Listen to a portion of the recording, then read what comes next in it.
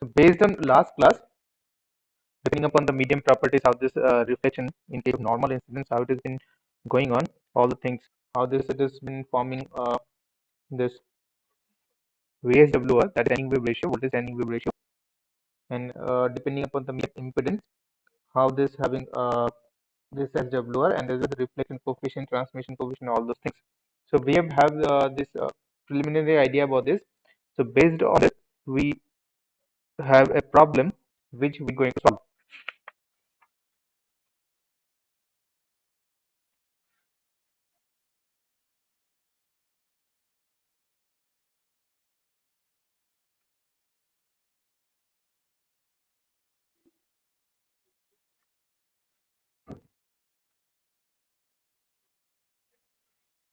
In free space,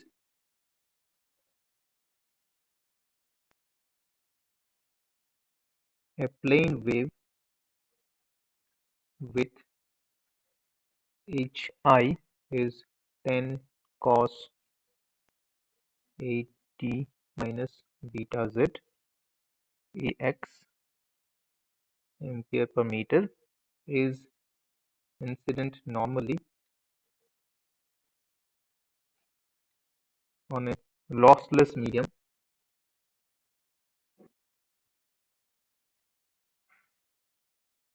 it is specified by twice epsilon naught equals to 8 mu naught in region z greater than is equals to 0. Determine the reflected wave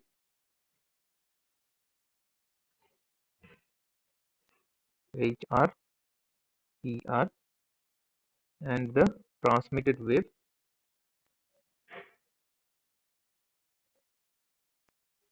ht and et. Okay, so here 10 to the power 8t minus beta z, it is having x component.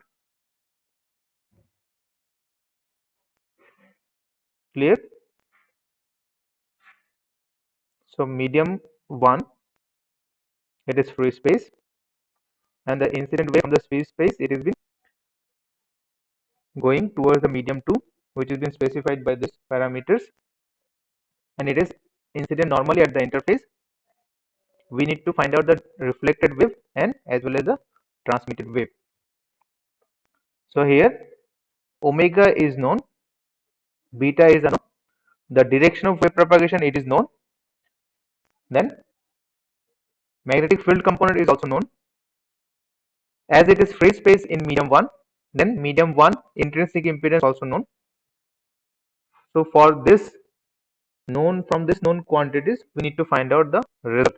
So we can say this is the interface, this side it is free space, it is free space, it is having mu naught epsilon naught, this side it is lossless dielectric, it is having 8 mu naught twice epsilon naught, let us consider it is medium 1, it is medium 2. Okay, so for free space,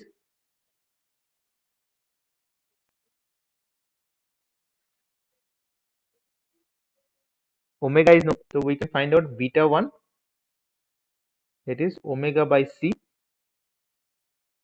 10 to the power 8 is the omega, c is 3 into 10 to the power 8 meter per second, so it is coming out as 1 by 3.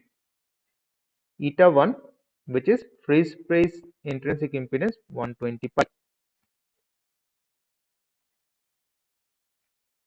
Now for the lossless dielectric, we need to find out the beta as well as intrinsic impedance for lossless dielectric, that is beta 2 lossless, so it will be omega root over mu epsilon. We can write mu naught epsilon naught, then mu r epsilon r, so it is omega c in this part, and this one is mu r epsilon r, right? So it is 8 to the 16, so root over 6 is 4, right? So it is 4 beta 1, that is 4 by 3. Why beta 1? Because omega by c in the medium 1. Eta 2, that is root mu by epsilon. So obviously it is epsilon naught mu r by epsilon r. So it is 120 pi, same thing. Then mu r by epsilon r, it is root over 4, so it is twice eta naught, right? So 240 pi ohm. So our magnetic field is given, incident magnetic field is given. Hi is 10 cos 10 to the power t minus, it is in the medium 1, so we need to write down as a beta 1 z, right? It is ax. So we need to find out the direction of electric field. So here electric field direction can be written as magnetic field cross the direction of wave propagation, or AE cross AH is AK, right? So for this case, AE is unknown, AH is given. AH, it is X, direction of wave propagation, it is AZ. So what will be the resultant? Resultant will be minus of AY for the electric field. So EI, it will be, it is H naught, this 10. So it is H naught. So it is eta 1 into H naught. Eta 1, it is the intrinsic impedance of medium 1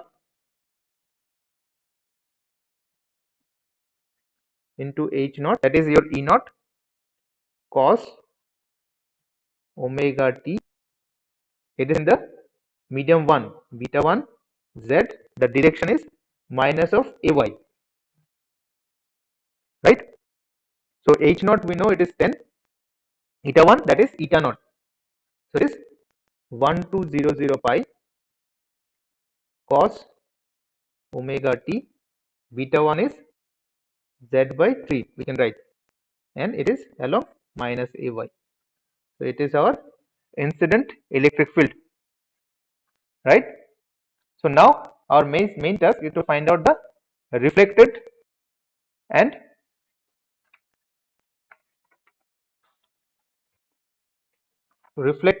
transmitted part.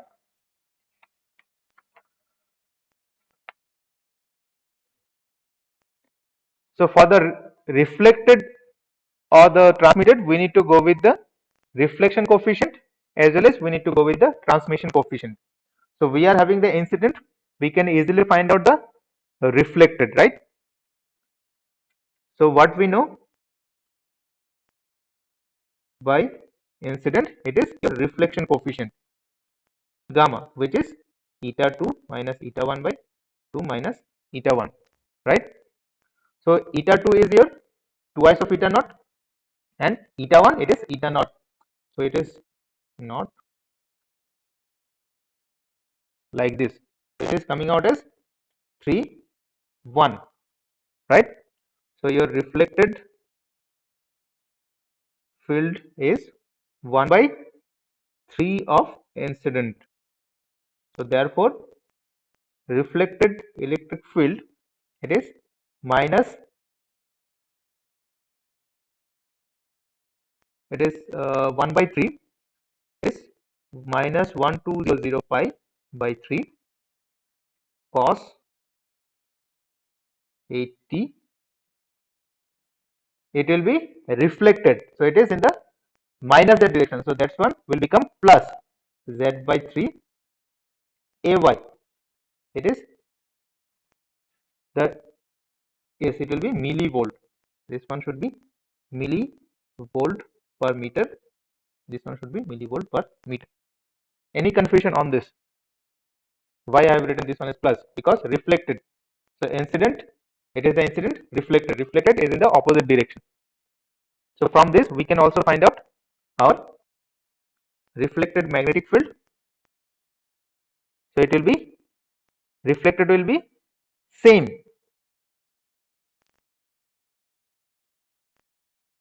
It will be, we can write down from this also, that is minus 10 by 3 h naught into this one cos 10 to the power 8t plus 1 by 3 that by 3 in x direction. Fine. Any confusion up to this? Same.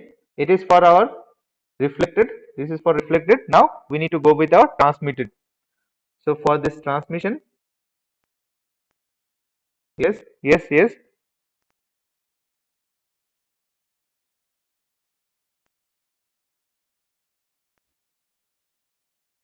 Which one? This one, this one. No, no, wave propagation. Just try to understand. Wave propagation. This z minus z means propagating in the plus z direction. Minus z means propagating in the, this one is plus means propagating in the minus z direction. It is incident. This is reflected. But the field component will be same. Component electric field component direction will be same. But for this case, why this minus is given? Because the incident is in the plus x direction. Just try to understand. You people are just forgetting. Hi, it is having the component in plus x direction. But for this reflected, it is always changing its direction. For the field component, the component direction, if this one is the x direction, then which one is the reflected? This one will go in the reverse direction, minus x. But the direction of wave propagation will be in the direction of reflected wave. Either it is electric field, either it is magnetic field. Understand? So we can for the transmission like this.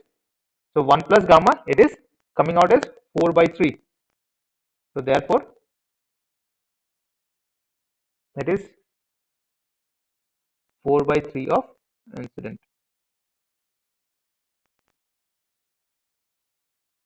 So this one will be, now it will be in the same direction, that is 10 to the power 8t minus, now it is in the medium 2 beta 2z. We need to find out the direction of the electric field for the transmit. So electric field will not change its direction, it will remain as same, since AE incident is equals to AE transmitted, which is minus AY. So this one is 4 by 3, right? So we are having this one for the incident, right? So we can write down this one as 4 by 3 into 1200 pi cos 10 to the power 8t. Beta 2 is 4 by 3 z in the minus AY. So this is the direction for the transmitted. Same, we can go with the magnetic field. It will be 4 by 3 of h naught, right?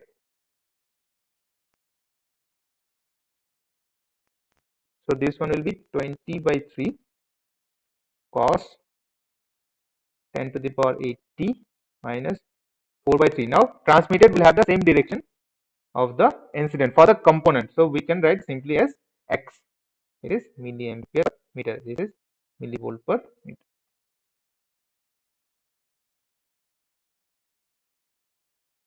Any confusion?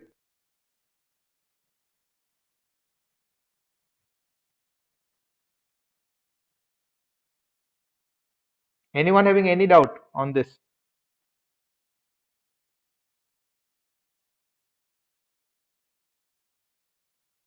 These two are for the reflected, these two are for the transmitted.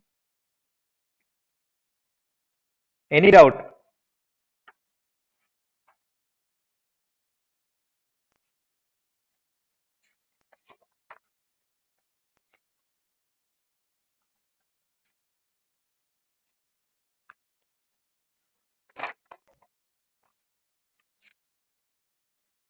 Okay, fine. So next we're going to start oblique incidence.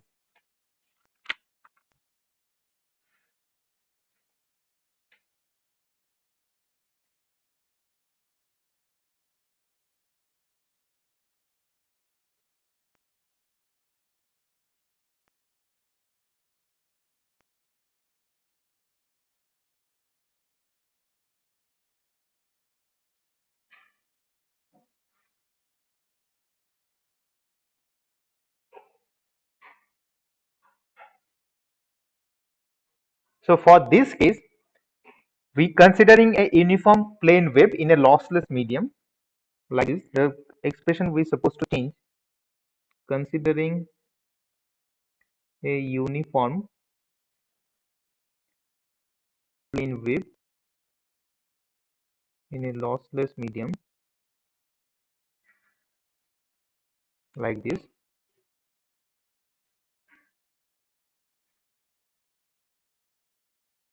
K dot r minus omega t, or we can write down this one as E naught e to the power j k dot r minus omega t. So here new term or new parameter, it is k and r. This r, it is known as the radial vector or some radius. I am just writing down this expression. This r is x ax y ay plus z az. It is radial vector or position vector. Why I am just telling, or position vector. This k, it is having the expression something like this: ax plus ky ay plus kz az, which is known as wave number vector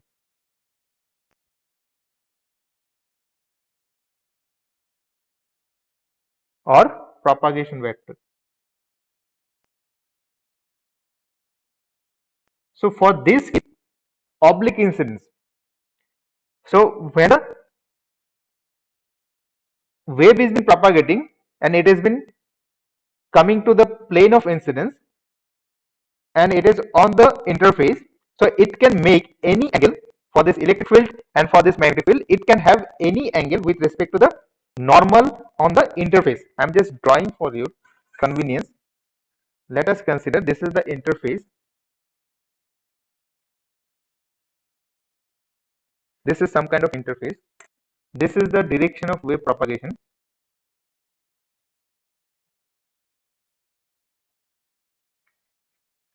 Let us consider it is Z.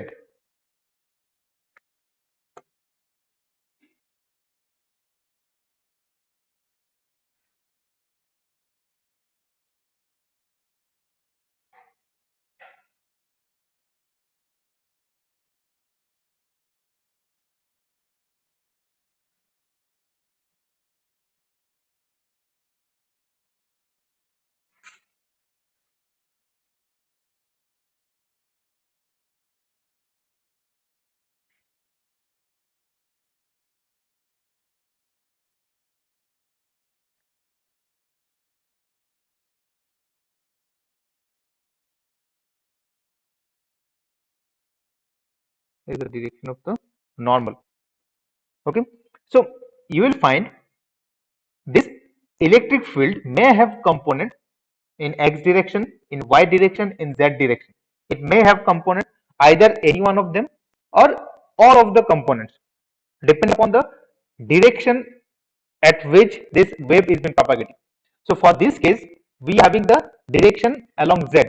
So while this wave is been propagating along z direction, the electric field and magnetic field may have component in various directions.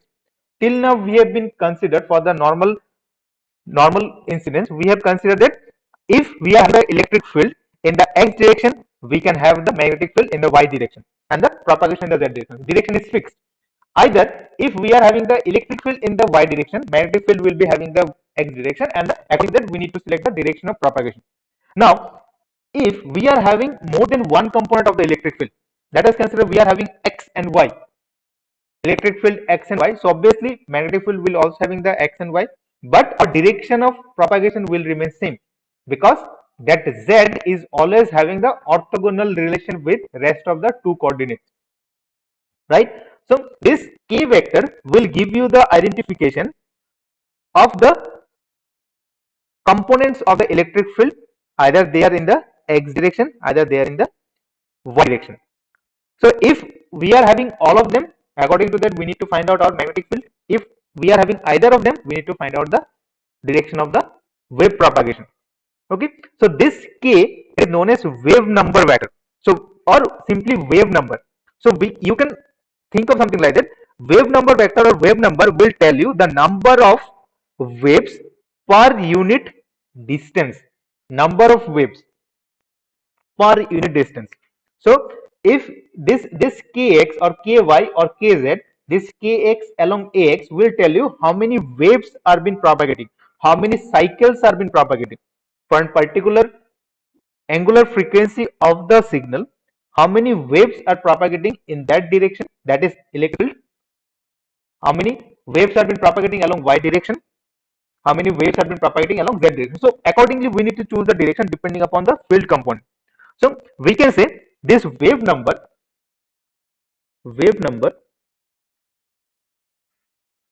is defined as the number of radians. Why I'm telling as radians per unit distance. So we can write down this k as, so for a complete one cycle, let us consider it is a sine wave, we are having total radian of twice pi, right? And within the twice pi we can have a complete wave of the wavelength lambda. Okay, so this lambda signifies wavelength of single cycle. Lambda is the wavelength, it is either it is 10, 20, 100, whatever it is, but it is the length of the complete one cycle, and this twice pi, it is the radians included within one cycle. So we can find out this k, it will say to tell you that within this radian or within this wavelength how many radians are included. So obviously for the most obvious case this k will give you 1 because twice pi is the complete radian included within one cycle, and lambda it is the wavelength of the single cycle. So we can say this, if this kx, ky or kz, if it is 1 or unit, you can say that we are having a single cycle of the propagating wave in either x direction or y direction or z direction. So depending upon this relation, this k can be compared with the phase shift beta. So this k, if we have been going with this k, we can write down this k as this k square. If we write, it can be written as kx square plus ky square plus kz square.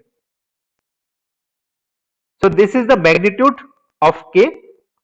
If you take the magnitude, it will coming out as root over of kx square, ky square plus kz square, right? So the magnitude of k, it will relate with frequency. Why frequency? Because it including the total radian within a cycle. So it can be compared with the phase shift constant beta. So we can write on this k square as omega square mu epsilon. Just try to understand. This k will give you the numbers of cycles in that direction. So numbers of cycles, that is twice pi is the total radian included within one cycle. If the wave is been propagating and quite a distance, it is not at a lambda, it is more than that. So compared to this lambda, we can find out that yes, that is the total numbers of waves are been propagating in that direction. So this k will give you the numbers of wave, that is known as wave number. So how it has been finding? What is the total phase change from starting point to the end point? Then how much distance is covered? So if we are having these two known parameter with us, then we can say yes, this is the total numbers of waves is required for covering this distance. So we can say that for a length of, for a distance of lambda, we can have the total numbers of waves is only one. So this is the amount of phase change per unit lambda. For one lambda, this is the total amount of phase change. That is what beta also says. Beta is the phase shift constant. So it also says the same thing, that total phase change within a particular distance. So this is having the same expression as beta. So that's why for lossless medium, for lossless medium, we are having only this relation applicable for the lossless medium, because for the lossy medium, we are having the attenuation constant in the propagation constant expression. So we can't compare this wave number vector with phase shift vector or phase shift, simply phase shift. So for lossless medium, this k is same as beta. K is same as beta. Why? Because K told you the numbers of waves for a particular distance. So how it says, it compares the phase with the length or some distance. So if it is having these two things known, lambda is known, then for a particular distance we can say yes, this is the our total numbers of wave recurred in that direction. Same, beta told you how much phase change it is having for that distance. Same thing, right? So that's why we are somehow comparing this wave number vector with phase shift constant. Okay. Now, if we are taking this dot product, this is the radial vector. Why we have been taking the radial vector? Because you can compare. You just try to think. You are having a football with you. You are having a football. So in the center of that football, you are having the rectangular coordinate system as a reference point. So on that reference point, the incoming waves may be in any direction. The incoming waves may take any direction, x, y, z, right? So that's why this radial vector indicates that if we have the incoming wave, the direction should be according to the, or it should take the radial vector to come, or you can think of something like that, the source is at the midpoint of that football. So from that point, at any direction the wave can propagate, or the oblique incidence, if we have been considering. Or for incidence, you can think of that source is somewhere else, and your plane of incidence is at the middle of the football, and the interface is just at the origin. So on that interface, the wave can come in any direction via the radial vector.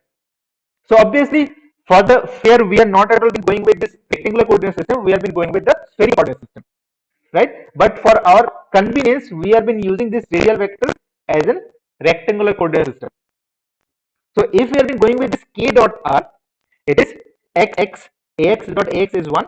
So we can write down this one as kxx plus kyy plus kzz, which is a constant, right? So if we are having the wave numbers, that is numbers of waves in according to this kx, it will give you the distance in x direction.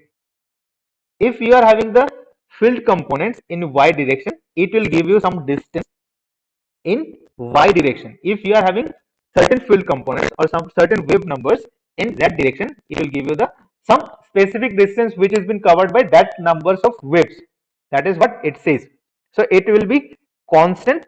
It will not be one particular value of kx or ky or kz. Up to this clear? Any doubt? Anyone having any doubt on this? Wave number clear? Wave number gives you the identification how many numbers of waves or how many cycles you need to take for covering a particular distance. Let us consider your source is somewhere, your receiver is somewhere else.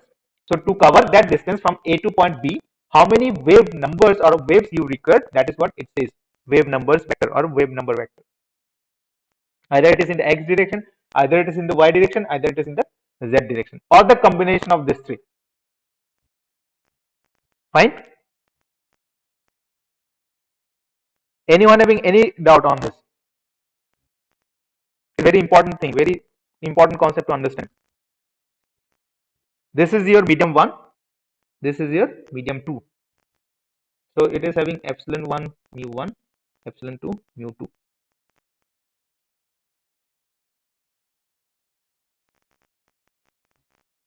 So for this incident electric field, we can write down this one as some magnitude cos component. It has the component along x. It has for our generalized expression we are taking three of them, minus omega it for reflected,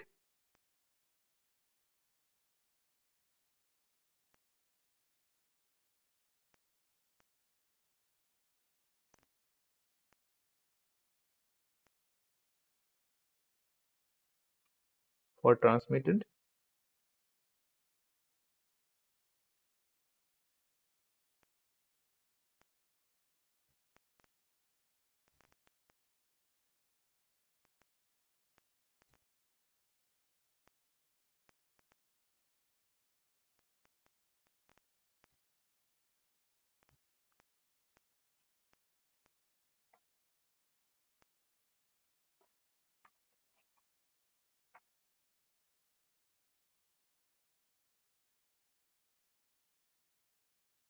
now on this interface, since the interface dividing separating two dielectric, so on the interface we must have the boundary conditions to be satisfied.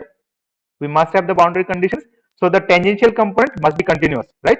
The tangential component must be continuous across the boundary, that is at z equals to 0. Since the tangential component of E must be continuous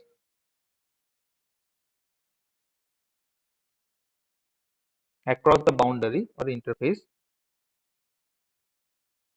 that is at z equals to 0, we can write incident at z equals to 0 plus reflected at z equals to 0 is equals to transmitted at z equals to 0. Okay. Now this boundary condition, the tangential component must be continuous. This boundary condition can be satisfied. These are our incident, reflected, and transmitted. So this, I'm just writing this boundary condition can be satisfied by the waves, right? It needs to be satisfied by these fields, by this wave for all x and y. If why we have taken only x and y, because wave is been propagating along z direction. Only if we are having frequency, incident wave frequency, reflected wave frequency, and transmitted wave frequency is equals to same. It should be same. Then only EI plus ER will give you, and another condition is that this wave number vector, either for the incident, reflected, or for the transmitted, should be same. Same for the third one, that is for the other direction, since we have considered x and y only.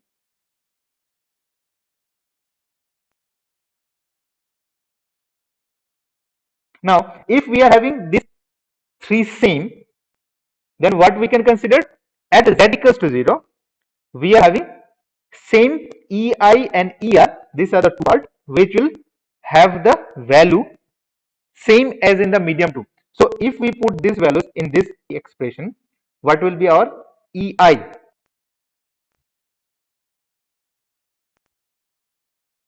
Cos, let us consider it is kx plus kyy plus kiz z omega t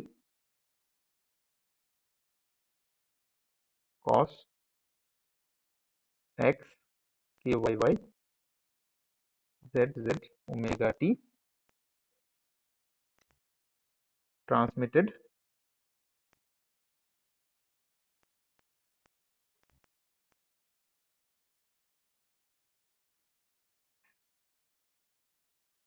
minus omega t, right? So the condition which we need to satisfy at the interface, that is at z equals to 0. So at z equals to 0, this 3 will be 0 at the interface. Then we are having same value of ei, er and et, right? Only this magnitude is different. Only the magnitude is different. Let us consider. So at z equals to 0, we have the same expression either for electric field, incident, reflected and transmitted. So we are having this condition satisfied at z equals to 0. How? This incident and this reflected in the medium 1. It is having the tangential component. Which are the tangential component? X and Y at z equals to 0. At for the reflected electric field at z equals to 0, which are the tangential component? It is X and Y. For the transmitted, which are the tangential component? X and Y. All of them are same. It is having the same frequency omega, angular frequency omega. Clear? So if we have been going with this condition, first condition, second condition and third condition, just try to understand. For the first condition, frequency is same, right?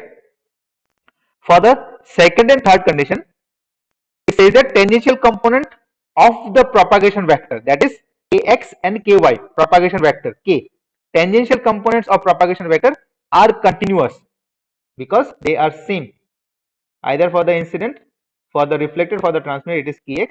These are ky. So I'm just writing this one. Condition 1 implies, that is the frequency for all the fields are same. Condition 1 implies that the frequency is unchanged. Frequency is unchanged. Condition 2 and 3 require that the tangential component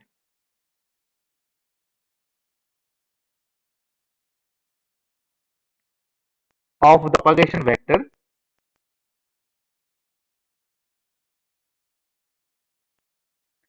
are continuous. Why it is continuous? Because whatever the propagation vector we are having for the incident reflected, that is having the same propagation for the transmitted. So at the interface, whatever the field exists in the medium 1, the same tangential component should be at the medium 2. So whatever the propagation vector we are having in medium 1, that is for ei and er, the same propagation vector we are having for the transmitted field also. But these components, these propagation vectors are only with respect to the tangential component. So on the interface at the plane of incidence, we are having the x and y in medium 1 and x and y in the same at the medium 2. So tangential component should be same. Okay.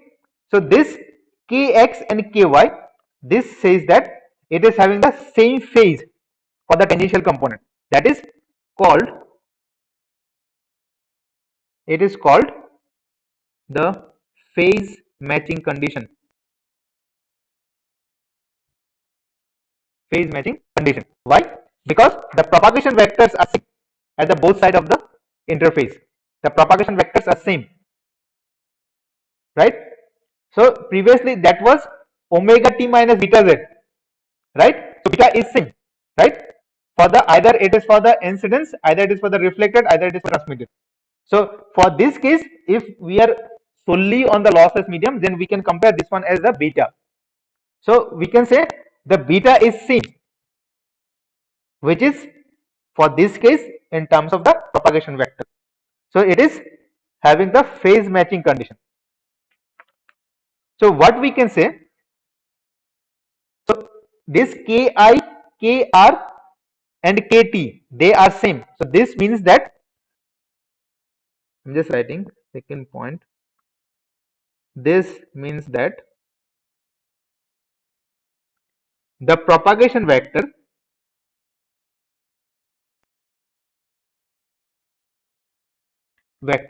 ki, kr and kt must lie in the plane of incidence. In the plane of incidence. Must lie in the plane of incidence because they are same at the interface at z equals to 0, and they are same due to the tangential components of the field. They are same for the tangential components of the field. Now I'm just giving you the vector form for this incidence and for the reflected. Let us consider for this case.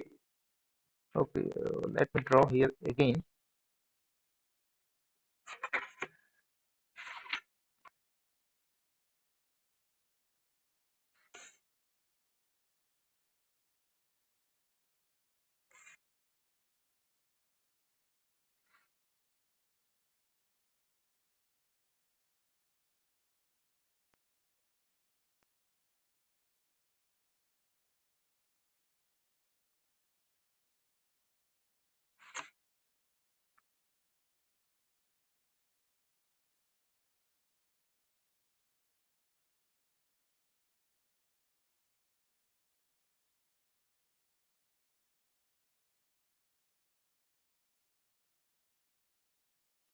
It is your medium 1, medium 2.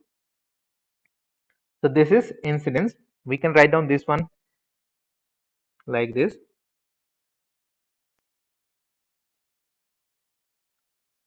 Ki, it makes angle theta I with respect to the normal. So like this, let us consider it is your theta I. So this component, this is the cos component. This one is Kiz, that is beta 1 cos theta 1. That is your, in medium 1 it is beta 1. Okay, this one is your sine component when I'm splitting in components. Now for the which is reflecting, let us consider this is your reflected. It is your Kr, same it is in the medium 1. So we can have, sorry, it will like this. This is your angle theta r. You have taken this one from here. This one is Krz, which is cos component, cos theta r. This one is your sine component, beta 1 sine theta r. Let us take for the transmitted part. This is kt, which is equals to beta 2. It is in medium 2. This is your cos, this is your sine.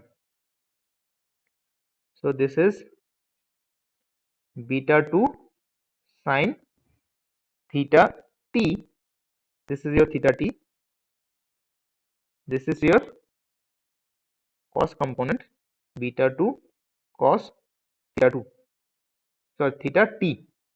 So we have split it in cos and sine, right?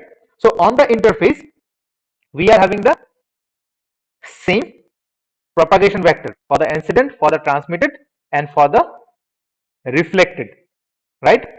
So at the interface, the same components for the ki, k, and the kz, they are, sorry, ki, kr, and kt, they are the sine component. Just try to understand at the interface. At the interface, we are having the boundary conditions to be satisfied. So for this object incidence, what we have been found that the propagation vector must be continuous for the tangential components of the field vector. So here, as the wave is been propagating along z direction, this is your z, we are having the tangential component x and y. So for this tangential component, we can have theta sine theta 1 I. It is your r sine theta r as well as sine theta t. So if we go with the condition 1, sorry, condition 2, it will told us about the x, it will told us about the y. So by taking the conditions 2 and 3, by conditions 2 and 3, what we can write? The tangential component, that should be x and that should be y. So we can write down this one as ki sine theta I is equals to kr sine theta r 1 and ki sine theta I is equals to kt sine theta t. Just try to understand. These are the tangential components in medium 1. These are incident which is having the same according to the direction.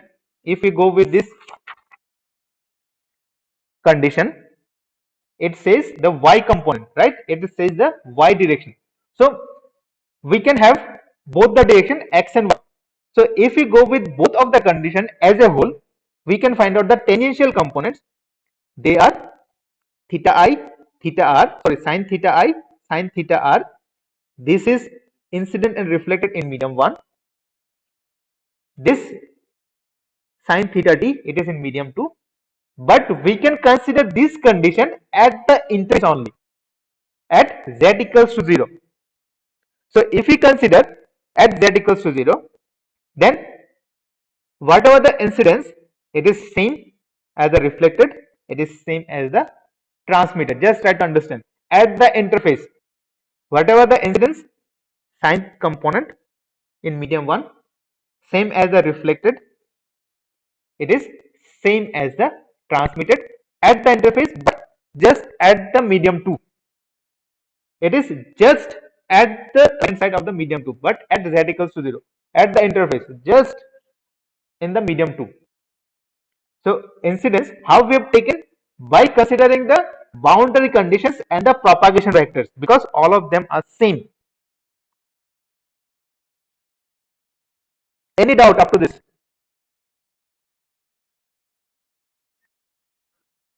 So if we going with these conditions, we know. So how we have written ki? It is somewhat related to beta. So if we go with ki, which is same as kr for the propagation vector, it is beta 1 in medium 1. It is omega root over mu 1 epsilon 1, and this kt, it is same as beta 2, which is omega root over mu 2 epsilon 2. Fine. So if we put this beta 1, this ki and kr in, let us consider, we need to give some equation we have not given. So if we give 1, it is 2. So from 1, what we can find? This theta I is same as theta r, because ki and k are same in the medium 1. Now if we put at this condition at medium 2, sorry, at equation 2, from 2, what we are having? Ki and kt are different, right? So we can write down this one as sine theta 1 plus sine theta I by sine theta t, it is as ki by kt, which is beta 1 by beta 2, right? So we can write this one as beta 1 by beta 2. Omega will get cancelled because the frequency remains same, it is unchanged. We can write down this one as mu 1 epsilon 1 by mu 2 epsilon 2, right? So this one can be written as n1 sine theta I is equal to n2 sine theta t, which is a well-known equation known as Snell's law.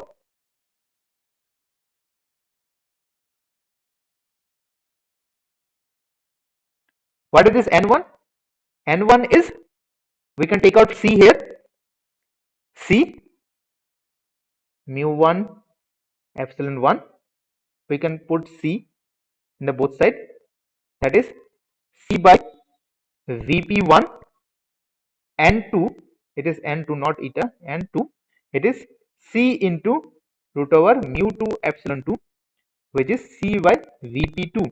What is this vp1 and vp2? They are phase velocity in medium 1 and medium 2.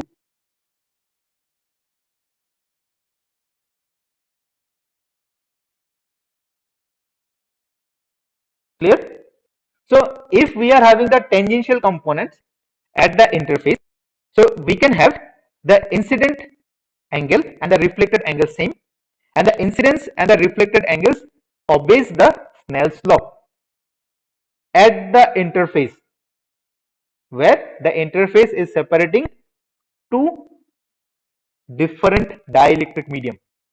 It's separating two different dielectric medium.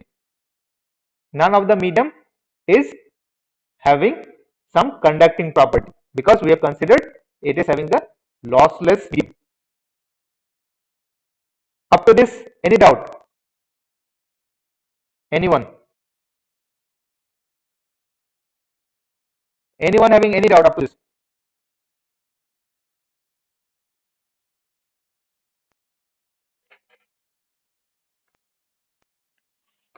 You can ask.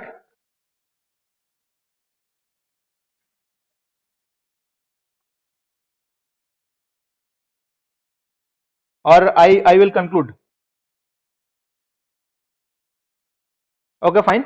You people just go with this video once. Then if any doubt, you just ask me.